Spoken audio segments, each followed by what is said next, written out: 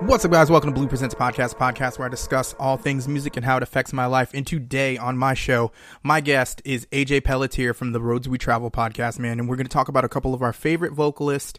And we get a little political in the beginning. I apologize to anybody who isn't, cool with that or upset with the results of what's going on in the world. But anyways, it's just a fun conversation between two guys, and this is my last episode for 2020, man. And just want to say thank you to everybody who's been listening to the show.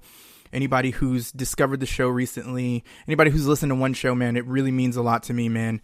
A year ago, this was kind of a dream of mine, and I'm kind of glad that I got it started, and very appreciative to everyone who continues to support me. Big shout out to guys like Brandon Cooper, AJ Pelletier, Devin from Worm Shepherd, guys like Brian Chauncey, man. Just a whole lot of people I could sit here and thank, man, for coming on the show, being a guest on the show, supporting the show, sharing the show, man. There's so many of you guys. I greatly appreciate it. So for as of 2021, man, I should be back right at the beginning of January, man. I already kind of have an idea for a show that I want to do at the beginning of the year. So hopefully, things go well and stuff like that. But like I said, just so thankful and humble to everybody who has become a fan of this show or anybody who's just listened to it once, man. Other than that, man, I got some plans for 2021, man, that I want to try out. A couple things I want to just dabble my feet into and see what I could, see what happens. A little bit of video game streaming, and maybe taking this from just audio to maybe a little bit of video as well, too. So we'll see what happens. But like I said, man, if you guys like the show, man, check me out on Facebook and Instagram, Blue Presents a Podcast, and on Twitter at Podcast of Blue, as well as you can find me on YouTube at Blue Presents a Podcast as well, too, man. But before we get started, man, listen to my man, AJ Pelletier, before we get into our conversation, tell you why you should be listening to the Roads We Travel podcast. Hey, everyone. AJ Pelletier here, and I'm here to talk to you about my podcast, The Roads We've Traveled. It's a podcast where every week I talk to guests and friends from music, art, comedy, and more about their journeys through life. Their struggles, their joys, and everything in between. You also get to know a little bit more about me and my journey as well. So if you like podcasts about good conversations about life, or maybe you're just looking to relate to somebody about some things you may be going through as well, then The Roads We've Traveled is the podcast for you. Subscribe to us today on Spotify, Apple, and Google Podcasts, or wherever you guys get your podcasts from. Check us out and subscribe to us on YouTube, and check us out at facebook.com/Roads We've Traveled podcast. All right, everyone. Thanks. What's up, guys? Welcome to Blue Presents a podcast where I discuss all things music. And today I'm joined by my brother from a different colored mother, AJ Pelletier of the Roads We Travel podcast. What's going on, AJ, man? How you doing, brother? I'm doing all right, buddy. How you doing? After I told you this morning, I had to run to the store to get something for my wife because we're a little hungover. But other than that, man, we're good. It's a new day. It's super fucking nice outside. I don't know if you've been outside yet. No, I woke up maybe like an hour or two ago. I'm also slightly hungover myself too. So. Yeah, man. And then, it's just crazy, man. This week has been talk about stress, man. I don't usually get political on this show, but it would just be stupid not to talk about what's currently going on in the world. But it appears we have a new fucking president. And, hell yeah, dude. Hell yeah. It seems. Can we just talk about for a second too, like how fucking awesome it is to have the first ever woman vice president. Of both, not just a woman, but like the first black female vice president, Indian vice president, and all this. What a fucking historical moment right there. Like, shout out to you, Vice President Harris. Like, that is amazing. Yeah, man. And I don't you know what I'm saying? I don't care how you voted. If you voted for him, I understand there's people of color who also voted for Donald Trump. And they had their reasons, man, and everybody has their reasons. But if anything, man, they just kind of showed you, that sometimes certain people's bullshit just can't be overlooked. Exactly. You know what I'm saying? It just was one of those things, man. And I know some people get a little hurt about those things, man, but I don't. The only thing I'm going to say about it is like, listen, like, we got a lot of flack like 4 years ago from, people that voted the other way. And, we lost our, me personally, like I didn't vote for Trump 4 years ago. And I had to deal with a lot of slack with people saying like, well, he's your president, get over it. And then, you got people now saying, well, Biden's not my president. And I'm like, listen, like, you're kind of being hypocritical 4 years ago. He's everyone's president. He's voting to be everybody's president. I mean, I'm dealing with family right now on Facebook that like, they'll leave me like stupid comments and this, that, and the other, but then I'll go to their page and then they're saying like, for instance, my cousin, he's like, hey, my fellow Trump followers or whatever, let's not be too harsh. Let's, calm down, this, that, and the other. But then he'll leave me stupid comments on my page about like, me supporting Biden or whatever. I'm like, you're such a hypocrite. Like, I mean, it's just, it's kind of the world that we're dealing with now, man. It's just, if you think about it, 4 years ago, everybody was, this is, the phrase I was always hearing, this is Trump's America now. And right. There was a lot of things that I think certain people thought that they could get away with because it was quote unquote his America. Right.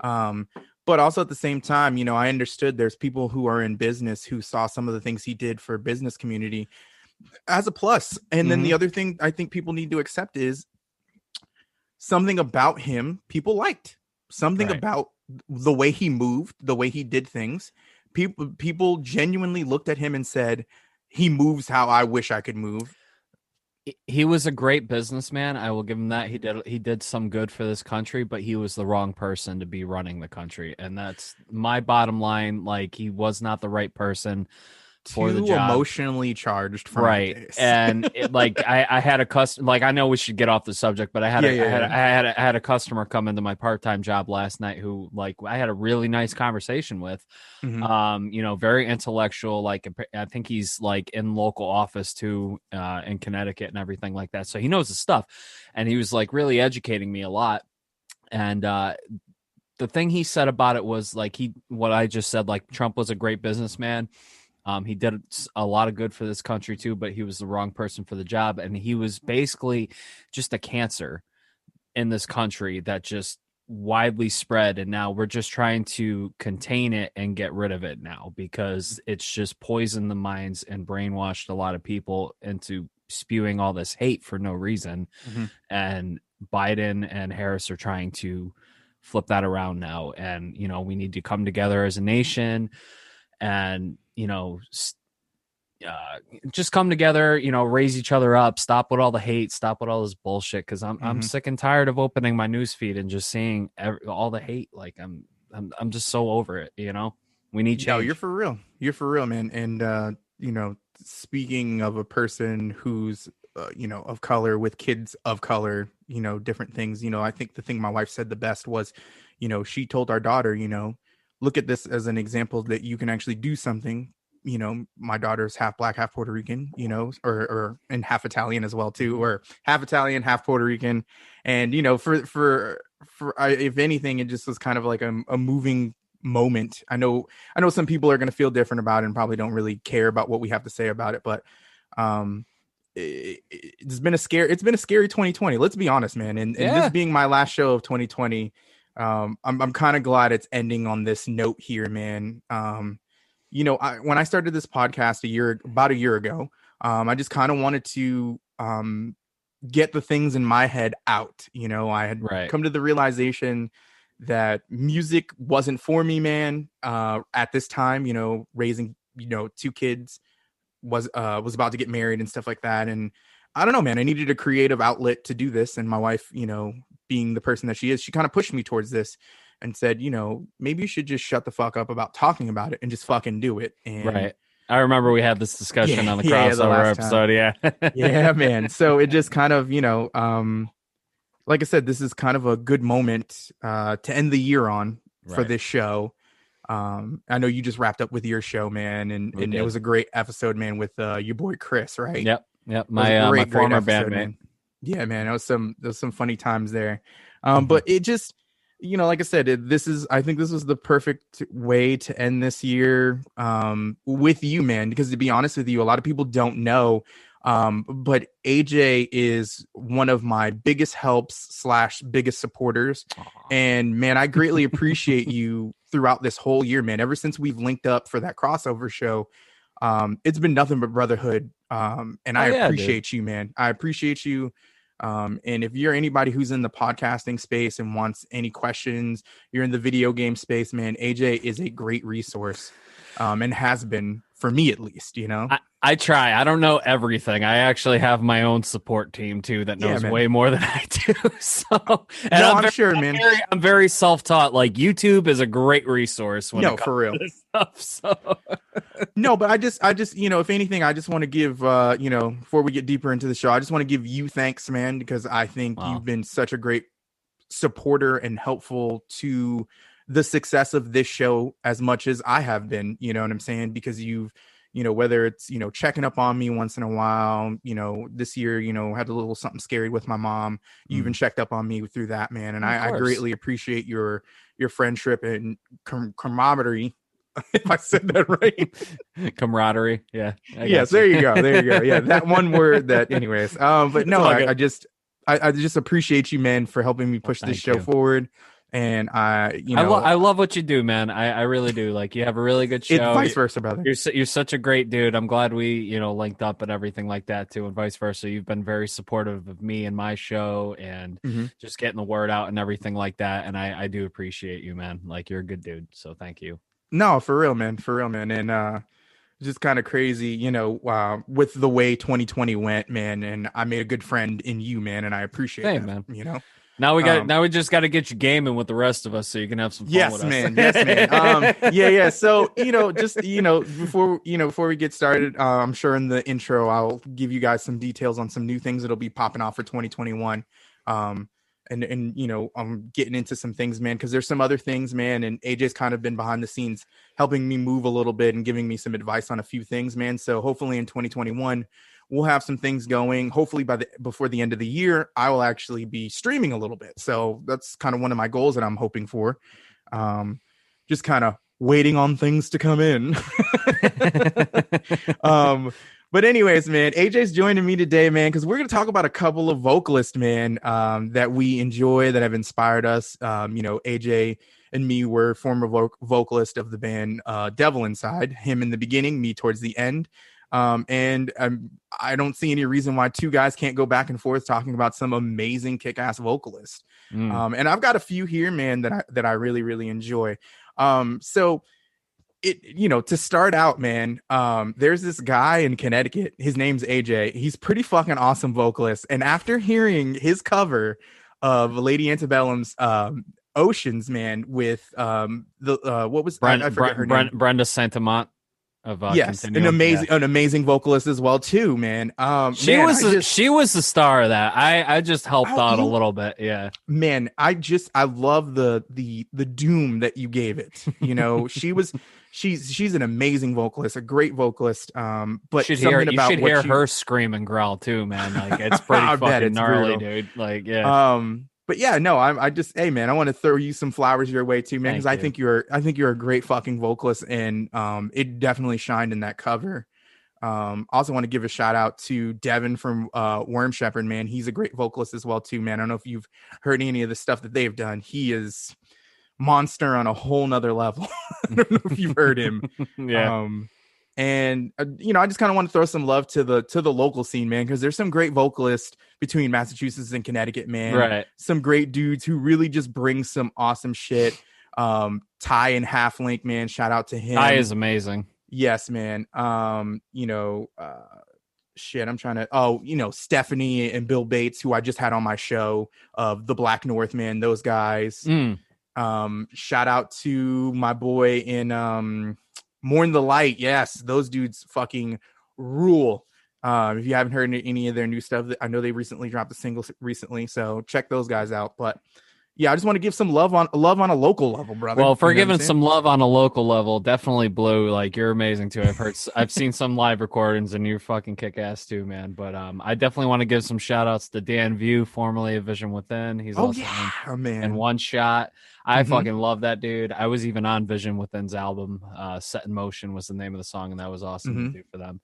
My boy Josh Moore, of course, from Fear the Masses. The fucking guy could do anything. He can rap, he can sing, he could growl, like all that. Like, if you have not listened to Fear the Masses, what the hell are you waiting for? Like, yeah, man. that new song that's been out for a few months now, Tipping Point. Their new album's coming out soon. Deals with a lot of what's been going on this year. Definitely check it out. They got a Bandcamp. Go support them. Cody Place, I got to give a lot of support to as well. Oh my God, that guy is heavenly. The only thing that I would tell Cody is that, you know, he's amazing recording vocalist. Like, he definitely can sing. He's way more talented than me. But like, one thing that I've had this discussion with Cody too is that he needs to take care of his voice too, because he has a habit of blowing it out live. And it's just something that, you know, I've noticed or whatever. So, but other than that, he's an amazing vocalist. Very talented. For sure.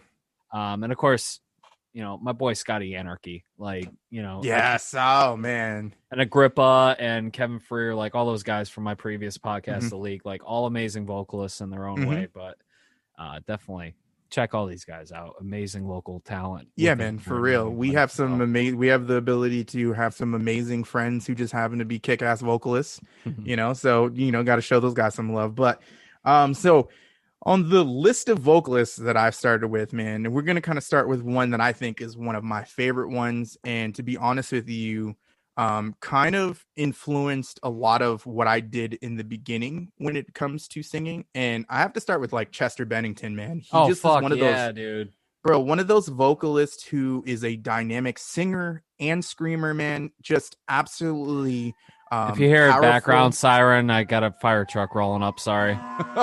No, I got some noise going on over here. I think my neighbors are kind of like moving about. I apologize. Like no worries, man. But no, Chester's just one of those guys in the beginning, especially when I decided that I wanted to be a vocalist. Right. Kind of modeled myself in that way after him, man. That coupled with Alex from Atreyu. So those two vocalists kind of merged for me when I first started singing, man. And like, just especially like Chester, the way he can go from that emotional singing just to that downright brutal, just primal scream that he has. You know, it's not nothing. I wouldn't say it's not nothing someone hasn't done already, but the power that's behind it, man, you definitely feel the lyrics within those screams, man. Right. I don't know how you feel about Chester, but that's just one of those guys. I loved Chester Bennington as a vocalist and a person, and coming from someone who deals with depression, and then finding out, unfortunately, he was struggling himself too, and you know, he's no longer here with us, which is really, you know, it was really hard. But the first two albums were just beautiful, well done. I mean, a lot of songs that don't get a lot of radio play or weren't like radio hits from the first two albums, I definitely connected more with. But yeah, just so powerful, like just the raw power of his voice, and then the screaming, and just trying to emulate it was a challenge for me. But like I've done it for karaoke. I've done a few Linkin Park songs back in the day, and you know, I even went out and did Numb the night that, like a night or two after he passed away. I went out just to a karaoke night and did a few Linkin Park songs, and that was like my way of remembering him. So yeah, no, and definitely one of those vocalists that I think left his impression on the world of, you know, of metal.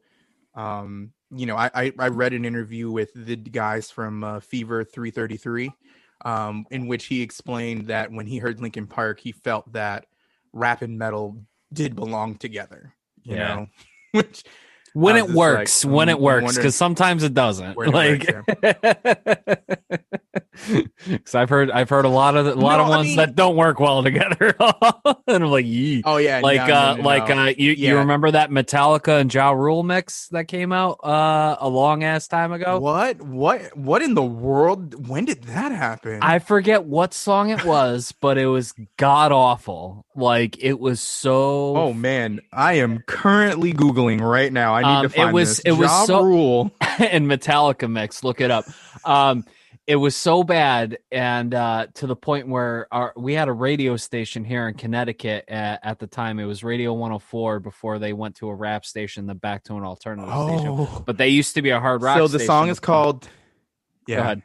The song is called We Did It Again, and it's not only Ja Rule, but it's also Swiss Beats, which is like, You want to talk about guys who get on there and make money? Yeah, him, Swiss Beats, and Metallica. Yeah, Wow. it was god awful to the point where this disc jockey locked himself in the studio and refused to leave Radio 104 until he heard from like a representative from anyone from Metallica, like, why the fuck would you make this happen?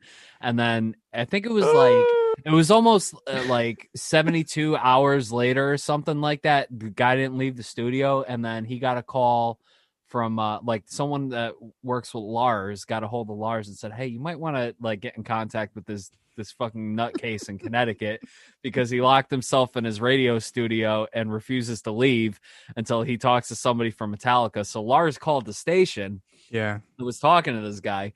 And then the whole time the DJ was just kissing his ass the whole time. I'm like, you were making a political statement here saying how bad this song was, and then you just kissed Lars's feet. Like, I was like, man, fuck you. Like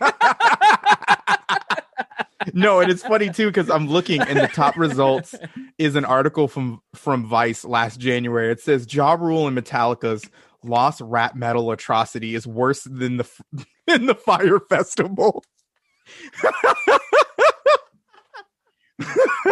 that is pretty fucking bad. Oh man, that is terrible. Like, and especially now because you're not going to be able to get through it. I'm telling you right now. Like, once we're done here, and you're going to be like, nope, click.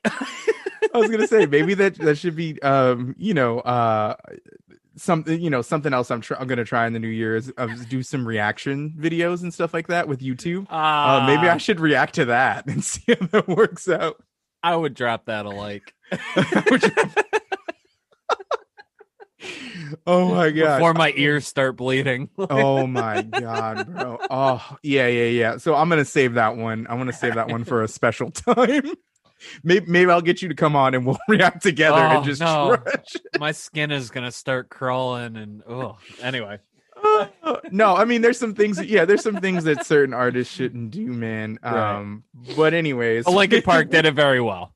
Yes, that's what we're trying to say. Not everybody can pull it off as much as everyone thinks it's a possibility. And especially now we live in this new age wave where rap music is kind of turning into the new rock and roll, if you really think about it, with your Ghost Mains, and your what's this guy, Blueface. He kind of like screams. It's like a screaming kind of mixed in with hip hop beats and stuff like that. I'm so behind on like today. Right? Yeah, like I still live in the 90s, dude. Like I love me some Tupac, some fucking Biggie, old school Snoop Dogg, Dr. Dre. Now I fucking love that shit, dude. Like, we live in this new world where we have artists who were originally in metal bands now turning to rap music and using some of that influence from metal. Ghostmane is more of a hardcore inspired kind of rapper. He does rap, and after his success kind of took off with that, he also did release his own hardcore album and stuff like that. Also on top of that, you got artists like Shakewell, who was the drummer in a pretty popular band from Jersey. I'm trying to remember the name of the band, but he just released he's been releasing rap albums for a few years and stuff like that. And then you got OG Maine, who came out with that song Bitch You Guessed It. If you remember, I'm sure there's tons of memes. But the song is called Bitch You Guessed It, and it's quite terrible. But he used to play in a hardcore band, and he pretty much, he came out with that song and everybody was just like, the song is so great, and he thinks the song is absolutely the worst thing ever. But he said himself, this was that trash that everyone needs. Well, I say the same thing every time I put something out. I'm like, this is garbage. And then people are like, no, we want more. And I'm like, why? All I'm saying is anytime you post something about you doing vocals, I'm just like sending you memes. Just give it to me now. I know. Give me now. I actually recorded a scratch track of me singing Home from Daughtry that I'm okay right now. So yeah. No, this is just gonna be getting warm to back up. Yeah. So yeah, man, I'm hoping within the new year, I will be hopefully working with my good friend Brandon Cooper, who's been on this show more times than anybody else. I'm hoping that me and him we've got a few things that we're trying to work on, man, and he's just a fountain of riffage. So he's always giving me something new, always giving me something to listen to. So hopefully in the new year, me and him will maybe put together an EP or something and drop something like that, you know, because right now, like I said, I don't think I could do the band thing full now, you know, right. family, home, work. Yeah. I just want to do a studio album, maybe one show with the guys I'm working with, and then take a break, or because then like my buddy Mike Castro, who's playing drums for us for this thing, he was like, well, never say never, like, because I was thinking about like hanging it up after that, and he was like, well, you might want to do more down the road. I'm like, let's get through this first and we'll see what happens, okay? Because I got a lot of other crap going on in my life. So.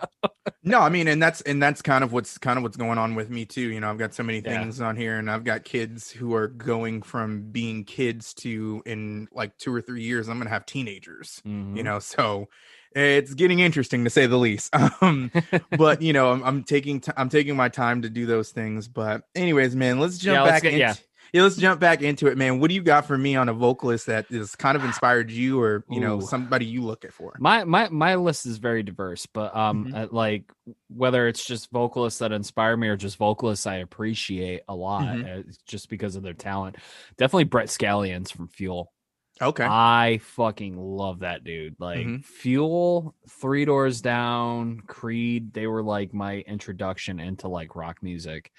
And I like that whole album, Something Like Human, like I played from like start to finish, like all the time. And like I could sing Hemorrhage, I could sing Shimmer, and like all the hits and everything like that. I fucking love that band. But Brett had he's back to being the vocalist again, but he has just a very raspy but like powerful alternative like 90s grunge voice that I can appreciate a lot, and I love it.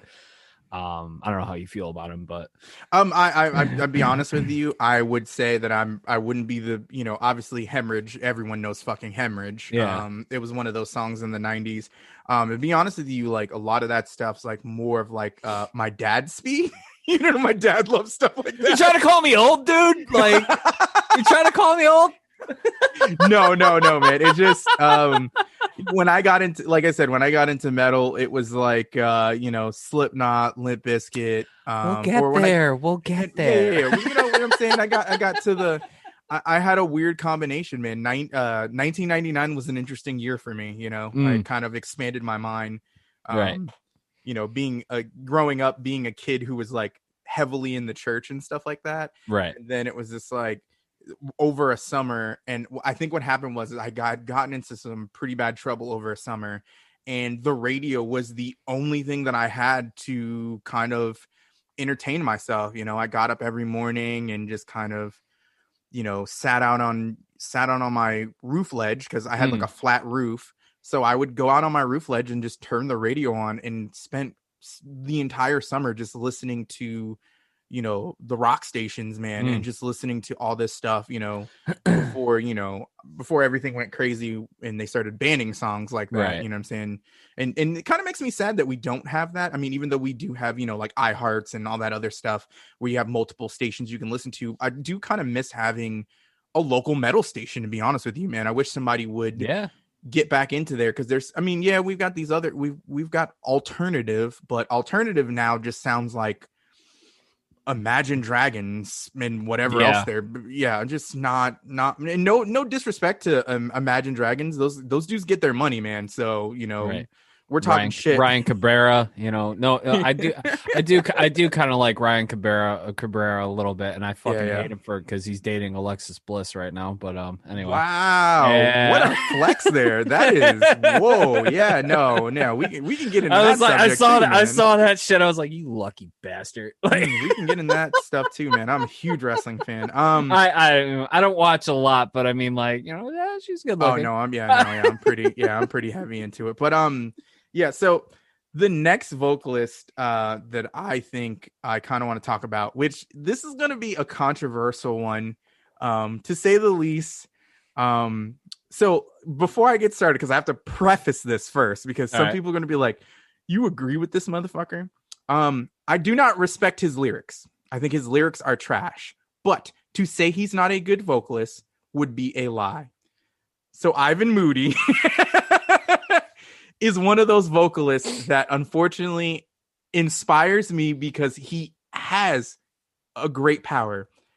He fucking sucks as a lyricist, I'll say that much. Right. And that new fucking song he came out where he basically equated people who wear masks to being communists is the biggest fucking hypocrisy I've ever seen. So I saw an article that was basically saying that the message wasn't about anti-mask, or like it wasn't about like forcing anti-maskers or like supporting them or anything like that. It was just like what the fuck did it say? I forget, but it was basically like just showing like I have to find the article, but it was basically like kind of like a Twilight Zone kind of thing or whatever, where they were just like, you know, making it look like or whatever. I didn't listen to the song because I didn't personally care, but at the same time, it's like people are saying one thing and then now you're saying the other thing. It's like, well, I leave it to what you're selling masks at your shows. You have 5-finger death punch masks. You know what I mean? Like, well, I mean, everything needs a gimmick, and that's what people do. But like I said, to say that he isn't a good vocalist is kind of a lie because he actually is very good. He's very good. I loved him in Moto Grader. Yes. Yeah. Let's listen. Down is one of those songs that just. Absolutely. Suffocate was a good one too. Yes. And absolutely makes me feel like, just especially when I heard him that first time, and it was just like, this dude is so different, excuse me, than some of these other guys that do this. Right. And I still think even now, as he's getting older, he's still very good. He still has a lot of power. He still has a lot of range. He just writes terribly, horribly written songs. They're absolutely trash. And to the one dude who, you know, enjoys that stuff, because, you know, I think the other thing too that some people forget is they found a niche through tribalism, to be honest with you. And that's kind of where a lot of their success comes from. They found that, you know, Ford F-150 military bro who, you know, likes to rage on the weekends and wants to sock you in the fucking face. Which that's not for everybody, obviously. You know, I respect our military and appreciate what they do. Oh no, I got a friend right now who's the same thing. But you know, there's that special. Yeah, I see that, man. Yeah, there's that special brother of mine. Yeah, man. There's that special breed of just jackass that enjoys this band. You know what I'm saying? But to say that he isn't a good vocalist, and like I said, he has inspired me in the way that I think. He's so confident in everything that he does. His vocals, like I said, provide so much range. So while this is a controversial pick, I'm picking it over ability rather than his ability to write a song, because his ability to write a song hasn't been good for a very long time. Yeah. I'm sorry. Their first album was good. I wasn't crazy about their Offspring cover that they did. Yeah. Because I mean, come on. Like, I don't know. I prefer the original. But yeah, I agree. He definitely has a very he has a very good vocal style that I can appreciate. But yeah, it's just so generic now. Like the lyrics and the music style. I'm like, I'm not crazy about it at all. Like it's pretty terrible. I'm not even gonna lie. It's pretty fucking terrible. Some of what they do, man. But I mean, obviously, once again, it's another band that is super successful. They're doing their best thing. But you know, like I said, I can respect the vocal ability. Right. I can't respect his trash lyrics. I much like you, when I first heard the first album, was just like, oh, this could be interesting, you know.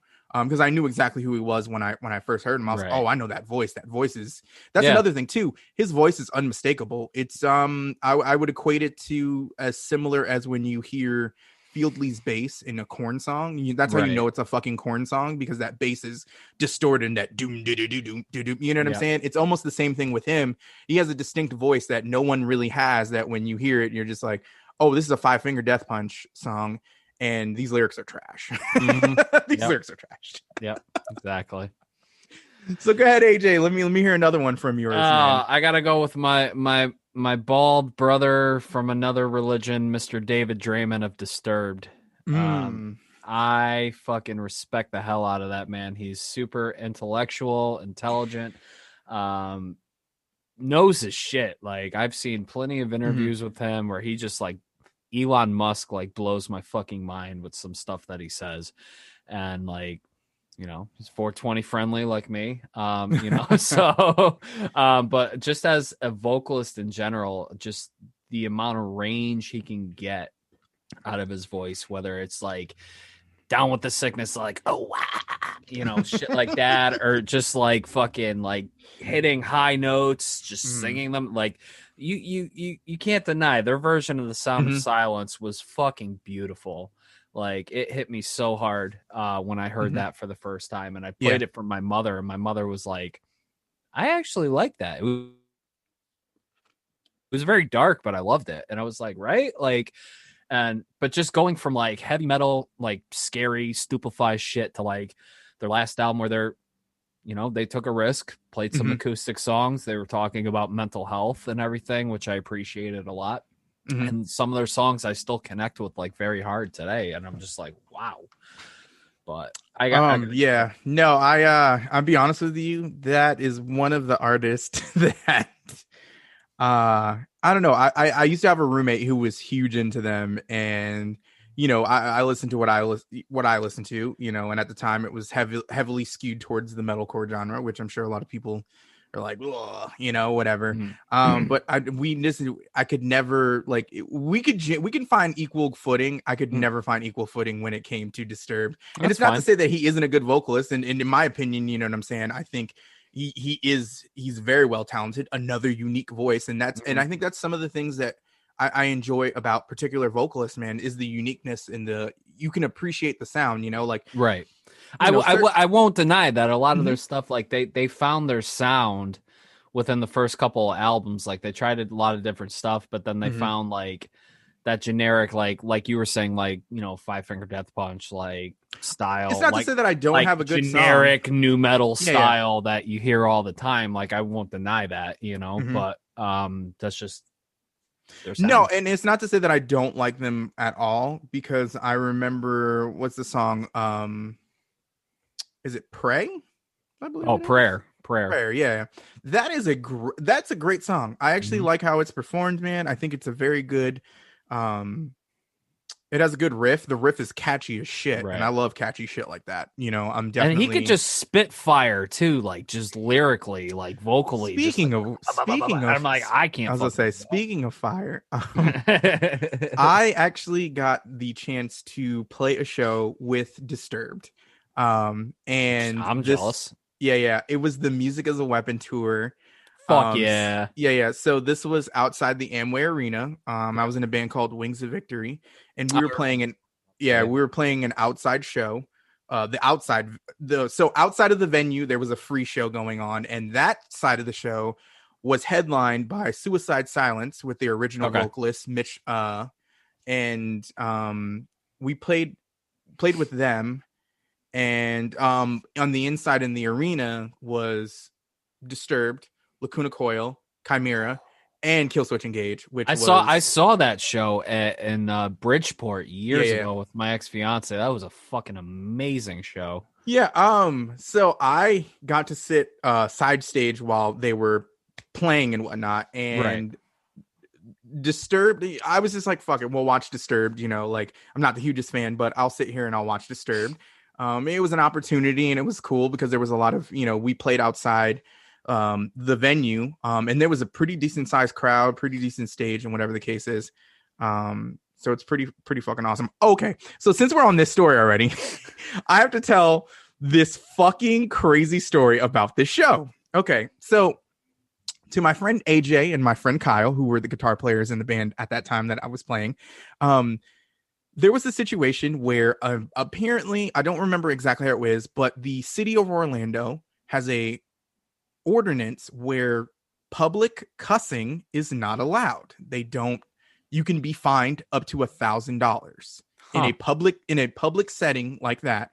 You can be fined $1,000 and even put in jail. So you're not allowed to cuss out in public. Fuck that. Exactly. Fuck that, Orlando. So we were told this upon arrival at the venue that we were not to or the outside stage that we were playing. We were told this. Every artist was told this. You can't cuss. If it's in your music, it's in your music. But if it's not in your music, and please tell me David Draymond got up on stage and told everybody to cuss. Like no. So like I said, the stage was outside. Are you ready to use dirty language with me, Orlando? Then show me. But the inside, so we were outside of the arena. Inside the arenas where they were playing, obviously, because we're just whatever. We were playing an outside stage. We had won a battle of the bands to play said show. And on top of that, okay, so the band that went on before us, which looked like a Children of Bodom ripoff / mixed with Jeff Hardy's, kind of like the sleeves and the gloves and all that other crazy stuff. The vocalist of that band decided that he was going to be so fucking metal that he would scream "fuck yeah" every fucking time they were about to start a song. And they were told several times to stop cussing, stop cussing in public. They got, hey man, this is a warning, whatever the case is. So finally they had crossed the threshold and they just shut the power down to the stage. Right. So these guys, are like pissed off, but it's their own fault because they were told. And the crowd is absolutely rabidly pissed off and booing, the whole situation and whatever the case is. So we're the next band on. The guy comes to the stage. They give power back to the stage.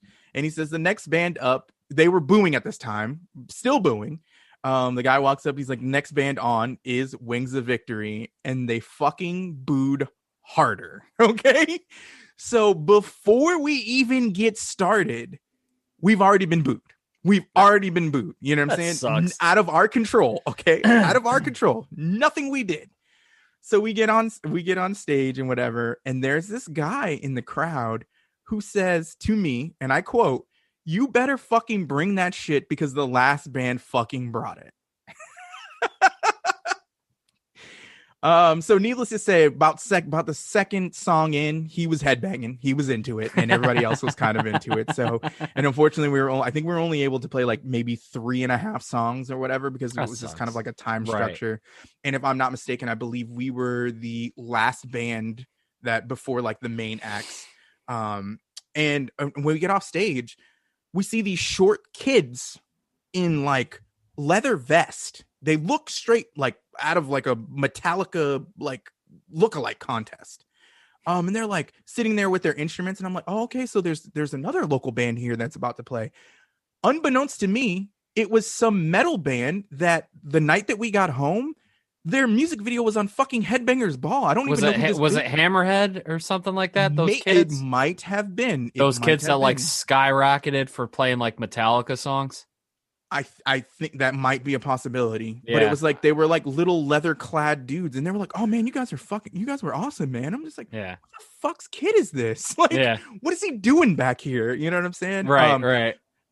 Just to wrap that story up, but yeah, no, I thought I'd tell you that story, man, because it's kind of like an interesting, weird occurrence that happened. And also, same day that it happened, I actually found out I was gonna have a son, as the same day that happened. Awesome. Found out I was having a kid. I was shitting my pants. So what about you? Who's your next vocalist? Okay, man. So my next vocalist is probably, I'd have to say, when we talk about inspiration scale, he's about a 100 on my scale, and it is Howard fucking Jones, man. Are you fucking serious? That was number 3 on my list. Did we just become best friends? I was gonna say yes.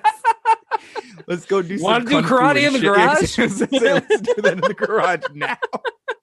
Bring your katana. Let's do this.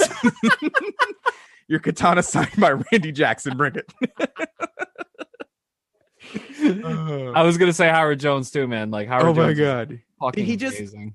So it's one of those things where growing up as a kid of color, just to see someone like him, just absolutely kill it. And I remember when I first started getting into metal and stuff like that, and my family had a lot of questions for me, and they didn't understand it. They didn't get it.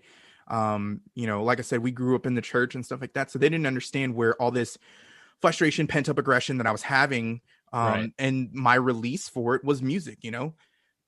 Excuse me, sorry, I'm like burping out here.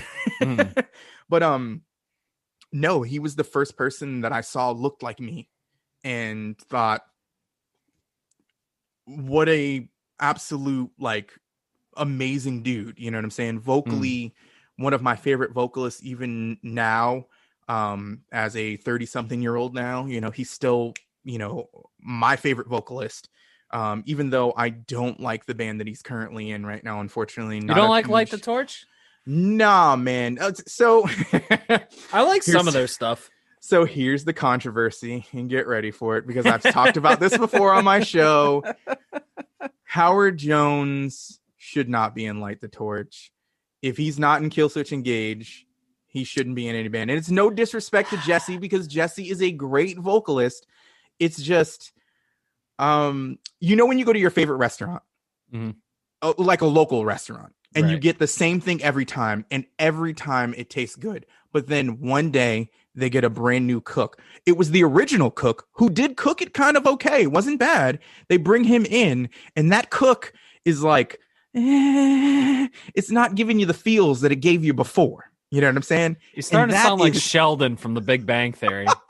When he had to make the switch from Big Boy to fucking Cheesecake Factory. Oh man, yeah, man. That is my life. You know, Howard Jones is the, you know, steak burrito that I enjoyed so much from the old place, and now this guy's trying to push this, you know, 100%. I want a steak burrito. Fuck. Exactly. Yeah. This non-steak burrito. He's trying to push tofu on me. Okay. And while tofu's not bad, and I've had tofu, it's not bad if you season it rightly. Too. Exactly. Yeah. If you season it correctly, it's good. But my argument here is Howard Jones is my steak, man. I want my steak, bro. I don't care about this. You know what I'm saying? And I love Jesse. You gotta be open for other steak styles. You know what I mean? You can have some filet mignon. You know, you want that filet mignon, but you know what? You might be good with a nice fucking ribeye. You know what I mean? Listen, like I tell my wife, I stay in my lane when it comes to drinking, because if I go out of my lane, I get sick. It ends up bad, and I end up forgetting a lot of shit. Okay, so no, give me what I want and stop playing with my feelings. Because that's how I'm sorry. That's just how I feel, and it's not to say Jesse is a terrible vocalist. He is not. He's gotten a lot better than he was. Yes, he has. Yes, he has. And I was there for the first album when he came back, so I was about it. I was like, okay, cool. This is a good direction. Whatever the case was. You know, but unfortunately, as the albums have kind of gone on, I just don't think that. But then again, you know, the self-titled 2009 album wasn't Howard's best, and as I understand, he was going through a lot of things. He was going through a lot mentally. Yeah, man. I think he was officially checked out, but at the same time, it's like, you know, when you're checked out at that point, like you're not going to bring your A game and everything like that, and why stay at that point? I mean, that's why I left In the Red in 2015. You know what I mean? Like, it was the same scenario. You're not firing on all cylinders, you know? Yeah, exactly. It's like, it's just going to be crap that I put out because my heart's not in it anymore, you know? So, and that's kind of, I mean, I get that, you know, and it happens that way. It's just, you know, in the last few years, we've seen so many original vocalists come back to a band after, you know, or other vocalists that have come back to a band, you know, especially like in metalcore, it happens quite a bit, you know. A band that I really love, For the Fallen Dreams, Chad Rugula was the vocalist for so many years, and then they brought in this guy Dylan Richter, who was great as well too, and he added some dynamic things, but eventually he got in the same thing. He ended up checking out, and they brought back in Chad, and I feel like it's a better band now, bringing in back that old vocalist, whereas right now Jesse being the original vocalist of Killswitch Engage and then coming back, it's just like, where's my seasonings, bro? You know, where's my seasonings? The latest album, you got Signal Fire, you got both of them on it. Like, yeah, but as a friend of mine, that song was badass. I'm sorry, yes, like, was. Yeah, but I wanted some Howard Jones singing in there. That's what I really wanted. I wanted the whole, like, it was just like, all right, you know, little steak tofu mix going on here, bro. It's not bad. It's not bad. I'm not saying I hate it. but I'm also saying it could use a little something, a little tapatio or something, you know what? I'm not gonna lie, I was definitely moist by the end of that, but that's just me. So and I love this. Love the dual screamings on that song. Is a good song. So good. That's definitely like one of my like workout songs. Like when I was still like lifting and shit. Like, yeah, exactly. Oh man, and then I actually like the video. It kind of looks like they're like in a little background section shooting it. Yeah, just kind of like chilling. Yeah. And I kind of hope that's what that's like. That like when they're on the road and stuff, they just kind of just chill and just jam it out. And I'm just like, oh, that's dope, man. I like that. But yeah, man. Anyways, AJ, after my controversial point, and the three people that were listening, since you stole my number 3, I got to bring it back though. I mean, like, everyone talks about like, the Seattle 4, who's the greatest out of the Seattle 4, whether it was, Soundgarden, Nirvana, Pearl Jam. But man, I got to go with my man, Lane Staley, dude. Like, okay. He has the most iconic grunge style voice, like most identifiable. Like you can, whether it was with Alice in Chains or when he did Mad Season, like he had the perfect like vocal style that could not be replicated to this day. Like I think I've only heard maybe a handful of people come remotely close to his singing style. And, I like how like they had like tribute shows every year in his memory, and like a lot of the proceeds went towards like drug addiction, like help programs and stuff like that in his memory. But man, like Phil Anselmo, like trying to do Alice in Chains was fucking god awful. And like, it's just tough to like listen to, but like, there is nobody that will be like, I like what, I forget the guy's name, but the guy that's in Alice in Chains right now, he definitely, what's the word? He's very good with Jerry Cantrell. You know what I mean? They're a different style of Alice in Chains now. I enjoy it. I like it. But I still miss the Lane Staley days and everything like that. Yeah. And that was my Alice in Chains, and Lane Staley, like, I was going to say Aaron Lewis, but like nothing compares to fucking Lane Staley, like at all. So. No. And I definitely, I don't know a lot of grunge. Obviously, Nirvana is probably the one I probably know the most. I had a friend who was like a super Nirvana fan. But once again, you talk about uniqueness of vocals. And Lane, I'm very diverse, man. Yeah, I'm very diverse when it comes to vocals. It's an interesting. It's like I said, he had a unique sound, man, and that's one of those things I think. Us as vocalists, when we hear something that's a tinge different or something that just is, ooh, how's he doing that? How's he, you know what I'm saying? It almost gives you motivation to kind of figure out, okay, what's he doing to get that sound? But he had so many influences too. Like if you listen to like early Alice in Chains, they were a glam rock band. Like they had like these, it was weird, but it was good. And then they had a blues style at the same time. And every time they had something different, he pulled it off so well. And then they just morphed into this grunge heavy band, where you had your hits, Man in the Box and Wood and all this other stuff come out. It was just like, oh, so good.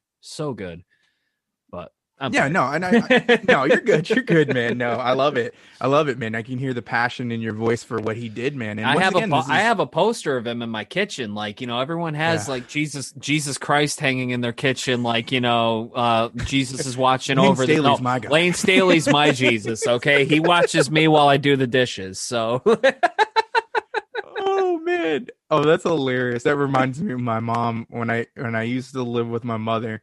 She used to have Jesus at the doorway when you walked in. Right. But across from Jesus, she would have this mirror. And so more than a few times I came home drunk and I would sit on the couch, and in that mirror, you could see Jesus just staring at me with the disappointment. Like, you did it again. God damn it.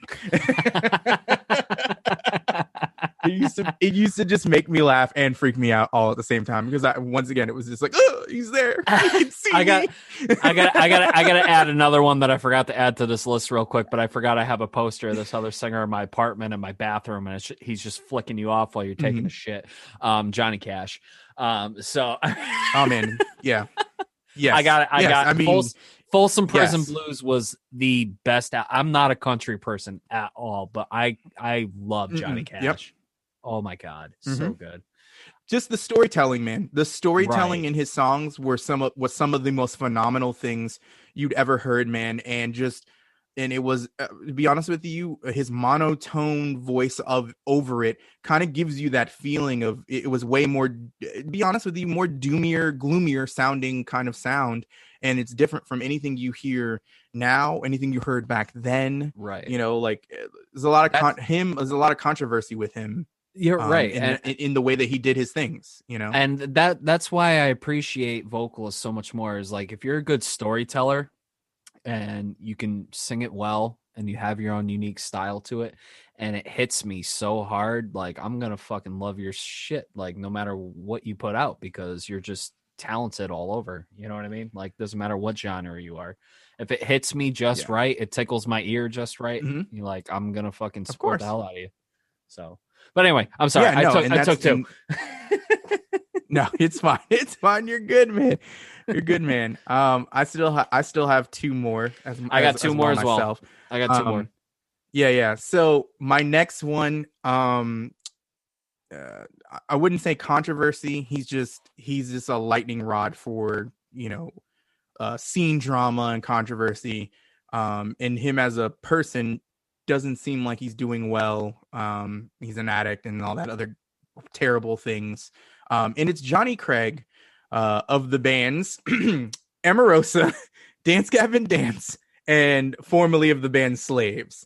Johnny Craig, I've heard in my Slaves, opinion, but I'm not familiar with this guy really. So, but yeah, no, go ahead. Yeah. He's been in so many bands, and obviously with his issues, you can see why he's been from band to band to band. He's just one of those guys who's super talented, and is always going to have a job as long as people are willing to enable him. You know what I'm saying? And that's the unfortunately sad part. But to deny what he did in the early 2000s to post-hardcore sounding music and what he added to it, bringing R&B vocals to post-hardcore and metalcore bands, it just unfortunately cannot be denied. And him as a vocalist, I think he's metalcore's Michael Jackson, to be honest with you, because it's such a unique voice. It's very R&B like. Another one of those vocalists that as soon as you hear his voice, you know it's a Johnny Craig song, man. And if you haven't listened to anything Johnny Craig, or you're not up on him at all, man, I would definitely suggest checking out Dance Gavin Dance's first album, Downtown Battle Mountain. And that's like their first album, but they had an EP before that, is Whatever I Say Is Royal Ocean. Absolutely fucking fantastic album. And it came out, I want to say like 06, 07, and shows you the blend of what R&B vocals could sound like over post-hardcore music. Now, the band Dance Gavin Dance isn't for everybody, because, a lot of people don't like what they do. They're actually extremely technical as well as catchy as fuck as well too. But Johnny Craig's just one of those artists that just, and then the other thing too is seeing what he looked like and hearing the voice that came out of him was the, this 5 foot whatever redhead, just with these soaring vocals was just absolutely, it was amazing. And he's, like I said, he's one of those artists that unfortunately he's a tortured artist dealing with many, many demons, drugs, allegations of abuse and other things like that. Some insane things have been said about him, that him as a person, you would find him to be repulsive and kind of garbage, to be honest with you. And it's so many crazy things. If anybody who doesn't know anything about him, there's some YouTube videos about him, man, that will in the beginning make you feel like, okay, wow, this guy's so talented, so great, but by the end of it just kind of make you disgusted as a human being. But unfortunately, I feel like if I don't bring him up, I can't bring up the increased ability of my singing as over the last few years, because of hearing what he does, how he does it, and just kind of going behind him and seeing myself try to do that. Somebody told me one time I'm a beautiful mix of Howard Jones's singing with some very Johnny Craig-ish moments. So I just think that it's he's provided a lot to my music as of the last few years. When I think about writing choruses, writing singing parts and stuff like that. So for me to not sit here and talk about him would just be, dishonoring myself, because I know how much of an influence he's been on me when it comes to music. When it comes to being a human being, that is all him, man. And I hope that he can get well. And we don't have one of these stories about the great artist who unfortunately lost his life because he couldn't get himself out of those things, man. And it's a tough deal, man. I know it really is. I know certain people deal with those things, man, and it takes years, and it takes a support team to get over those things. You know what I'm saying?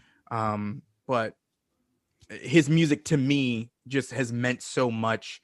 And to just think about those things that, like, when you're thinking of things that you like, it's a good mix of stuff. You know what I'm saying? He doesn't do any screaming. It's all singing. It's powerful to me. You know what I'm saying? It really is powerful. And he adds something, to what he does, I don't know. Yeah. I'm done talking about him. No, it's all good, man. Yeah. No, I mean, like, fucking addiction is a bitch, man. Yeah, like, man, for real. I mean, like, if it wasn't for fucking drug addiction, Lane Staley would still be here. You know what I mean? Yeah, man. Like, fucking sucks. I gotta switch it up a little bit though. I gotta go with my homegirl from fucking Lacuna Coil, Christina Scabia. Fucking amazing vocalist. Okay. I mean, she holds the record.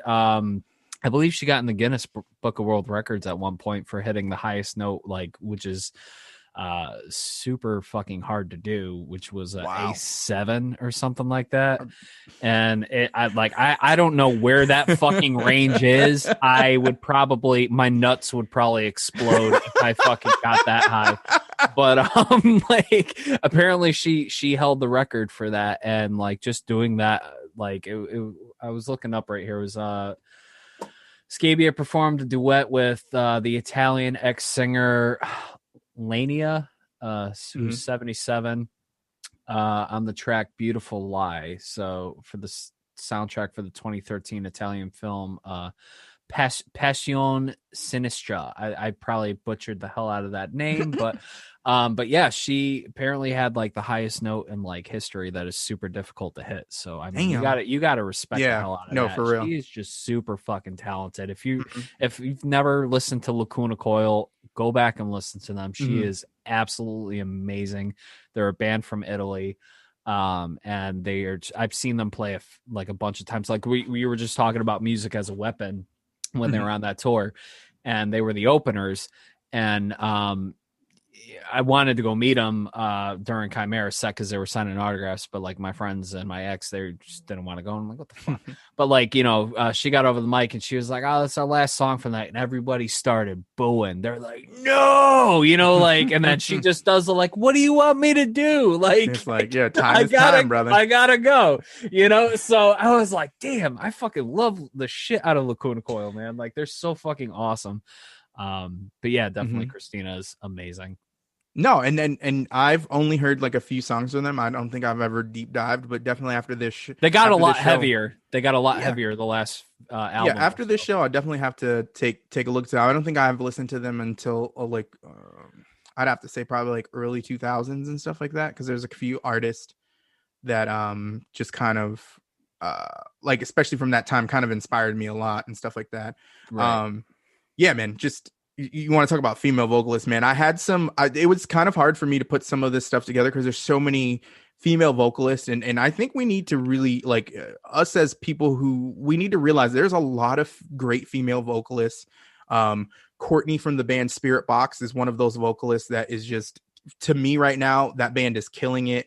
Also Alexis Brown from Straight Line Stitch is fucking amazing. I don't know if you've ever heard that. I equate her to the female Howard Jones. Ooh. Not only because she's black as well too. But her thing, I gotta give a shout out to my friend Meredith from Palisburn from Pennsylvania. Okay. She is an amazingly talented female, also African American vocalist. Hell yeah.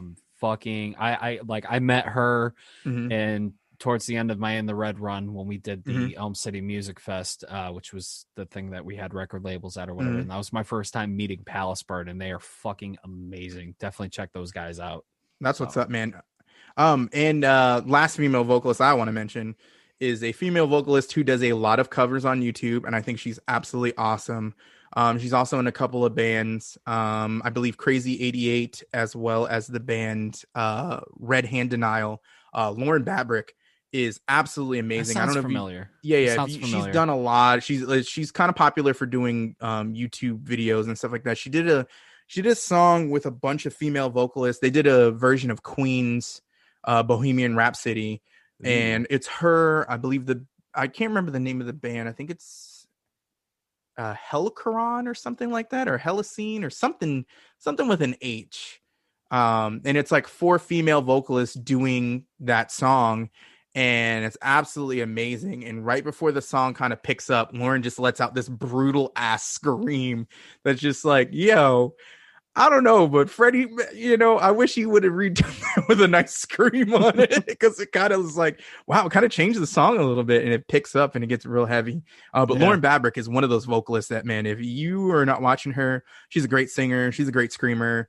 Her and Alexis Brown's are probably like one of my favorite female vocalists that can do both, especially Alexis Brown, because Alexis Brown she's got some Beyonce qualities about her singing. It's like, it's crazy. You know what I'm saying? Right. She has these great vocals, and then she just comes in with those brutal growls and screams. Like I said, the female Howard Jones, in my opinion, just absolutely crushes it. That's awesome. But yeah, no, like I said, I'm listening. I also have Instacart. I have Instacart hitting me up right now about a few things for my grocery order. So I'm like, we're out of bread. We're out of eggs. I gotta get the bread and milk. Yeah, no, that's. I'll have to check that. I'll have to check her out. Yeah, that's awesome. man. There's this thing that I do, and I don't know if you're like me, but once in a while, when I start getting bored and staled with some of the music I'm listening to, just kind of YouTube some things that I, want to check out. Whether it's right. like recently, hardcore bands from Puerto Rico, Iceland metal bands, which someone from Iceland, shout out to my boy Stefan from Iceland, who hit me up and asked me, did I know any Icelandic bands? He gave me a band that I think you would be right up your alley, called Cult of Lilith. You should check those guys out. And then you should also check out his band. And I feel bad because I don't have it on hand right now. Oh man. What is the name of this band? I want to say it's Devoured. Hold on one second. Let me, because I want to give him a shout out, because he reached out to me, man. And we had such a great conversation just talking about music from Iceland that I didn't even know exist, man. So, like if you're looking for new things to listen to and whatnot, man, you should definitely check out some of these Iceland bands. Got some fucking heat for you, man. For real. Some real interesting shit I was not ready for, when you think of other places and you think of, music and stuff like that. No offense, Iceland isn't the first thing on my list. You know what I'm saying? Right. Oh yes, Divine Defilement, man. If you want to listen to some great black metal kind of sound, you should check these guys out. They're super brutal. Like I said, Cult of Lilith. They are like an orchestra metal, like craziness. Your cat just stood up and scared the shit out of me. Did not realize there was an animal in the room. I'm like, what the fuck is that? I'm about to scream, AJ, they're in your house.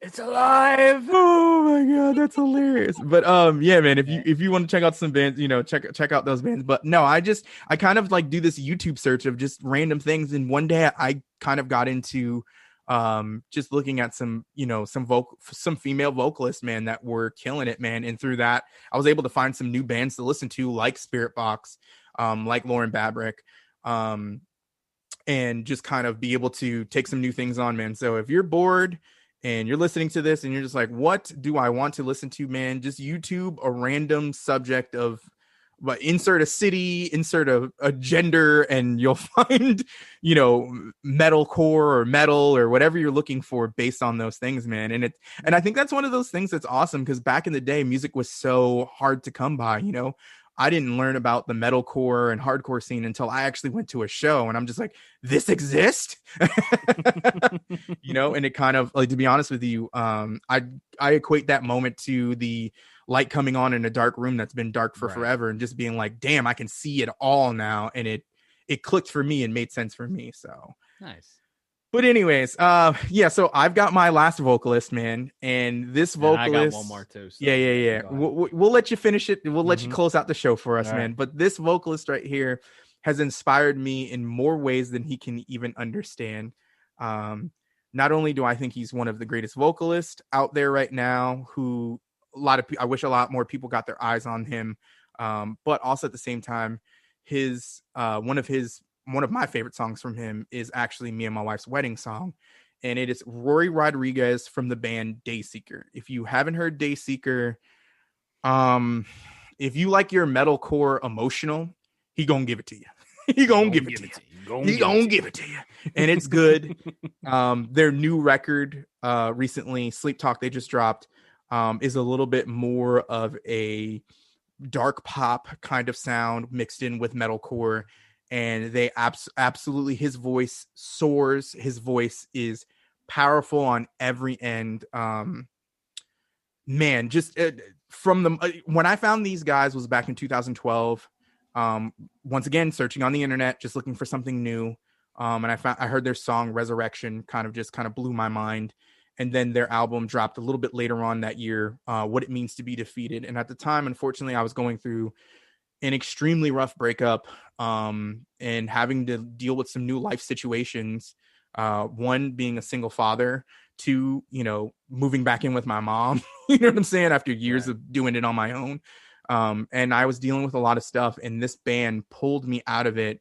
It was almost like, and I'm sure you felt like this when you hear a song and you feel like that person is directly speaking to you, not to just everyone, but just to you. And that's how I've always felt with Dayseeker. That's how I felt with Yeah. Stain when so but yeah, go Yeah, ahead. man. He's one of those vocalists that is super talented, super amazing. And then this past year and a half, I found a band that he used to be in before, and it's just like, oh, he did that stuff that well. Oh man, it's like getting more of him because he was in another band called Arms Like Yours, which is another band that was just absolutely amazing, emotional and great, powerful vocal. Like I said, just a powerful vocalist who can sing his ass off, can scream his ass off, and every bit of his music makes you feel everything, man. Just the feels, man. And like I said, before me and my wife got together, and I was in Florida, she was in Massachusetts, I would send her their songs, kind of just showing her things that I liked. And they have a song based off of the movie Eternal Sunshine of the Spotless Mind. Okay. Yeah, they have a song based on that, and it's absolutely amazing. And I sang it to my wife on our wedding day. And it was one of those songs that for me and her, it made us closer. This beautiful, sad song where, he's talking about erasing his memories. Because to be honest with you, anytime in my life I've ever broken up with someone, I've completely erased you. If I break up with you or unfriend you and we're not friends no more, you've been forgotten about. And I'm not going to think about you anymore. I wish I could be like that. Yeah. My wife tells me this is Pisces qualities. I don't know what the fuck that means. Whatever. I'm not into that shit, but she tells me that's just what it is. But for whatever reason, she's just one of those things I held on. And anybody who doesn't know the story, I've known my wife since, she was 15 and I was 17 and we were in high school. You know what I'm saying? Right.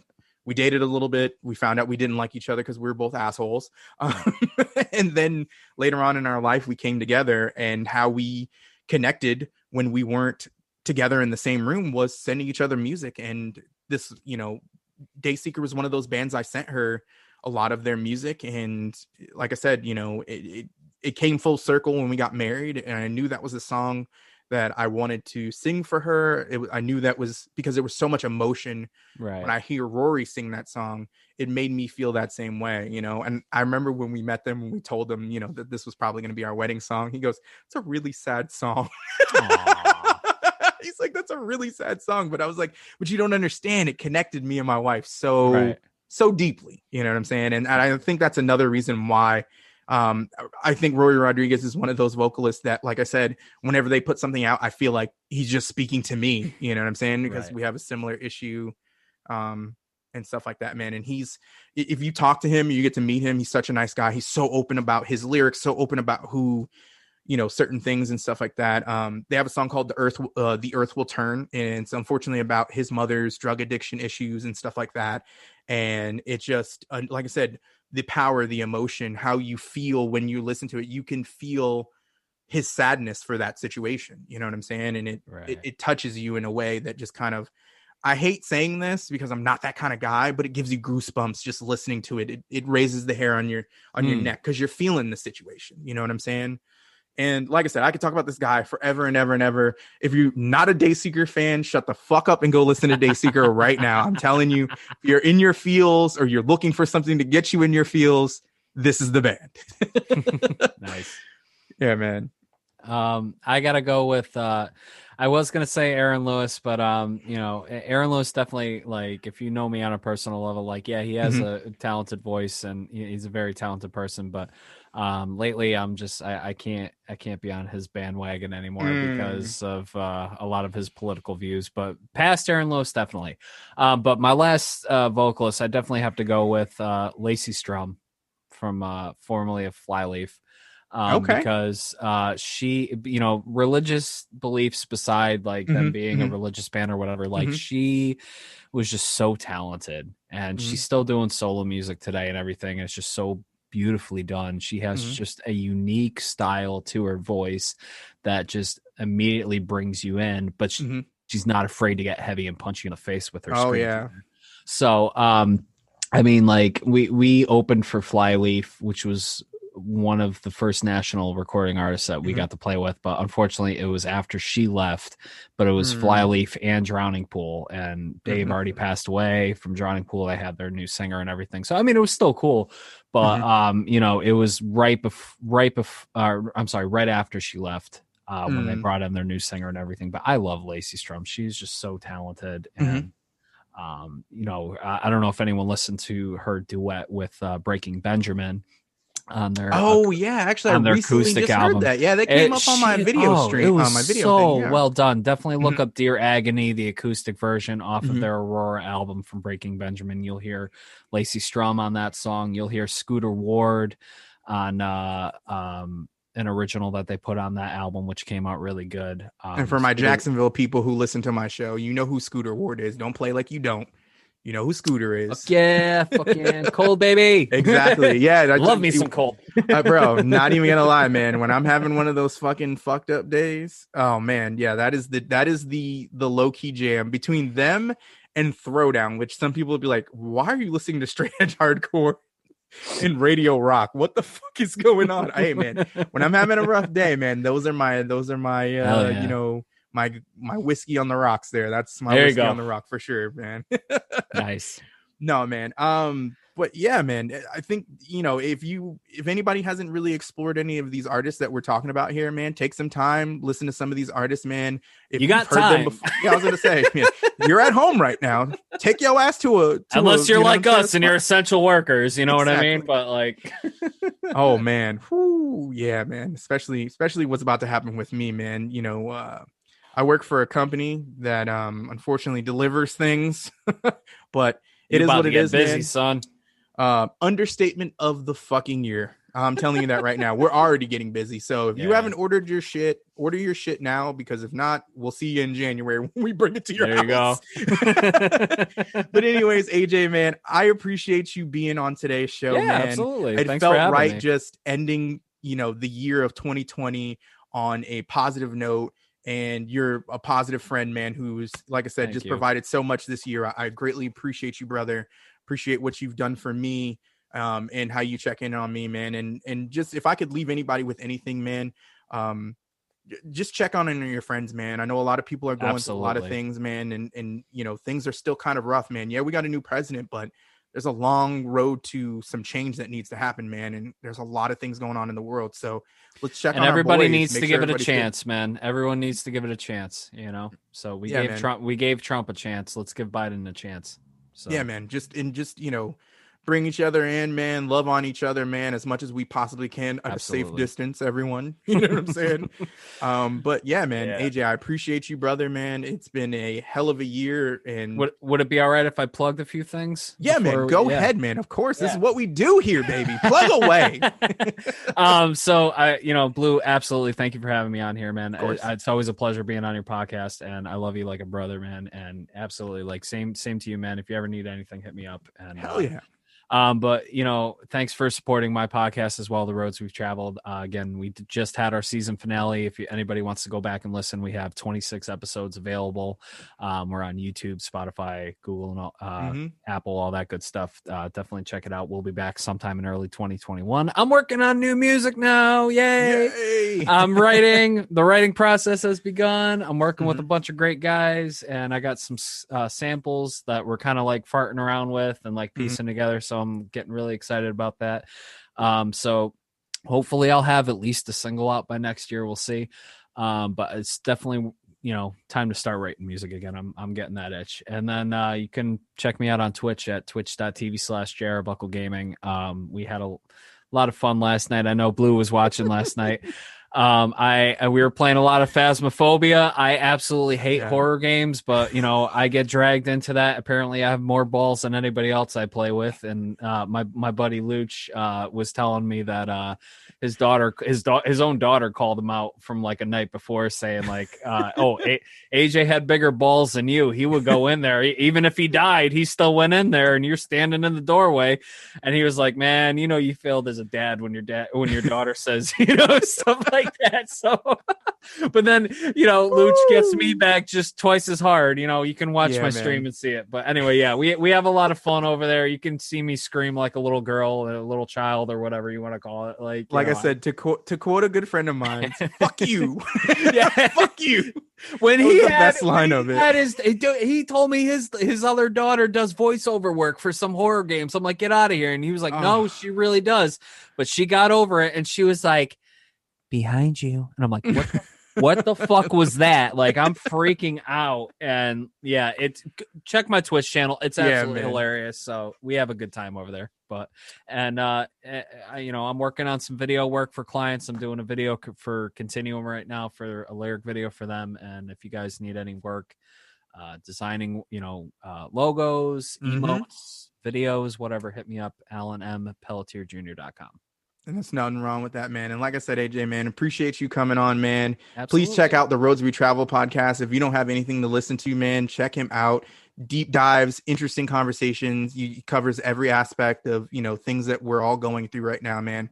And just, if you need some support during this time, man, reach out to him, reach out to me, man. We're here for you guys, Absolutely. Check us out, man. But thank you, brother. I appreciate you coming on today, man, for real. Love you, man. My best to you and the family, man. Yes, sir. Love it, man. For real. Take care. Yep. Anyways, man, I appreciate you coming on, brother. For real, man. That was absolutely awesome. But once again, an hour and like 20 minutes, bro. Time just when flies, this is man. over, man, you got to come over here for some good Italian / Puerto Rican food and some beers, or we got to meet up at a bar. Fuck yeah, dude. I'm always down for that. I'm always down for that. Man. Hell yeah. So I'm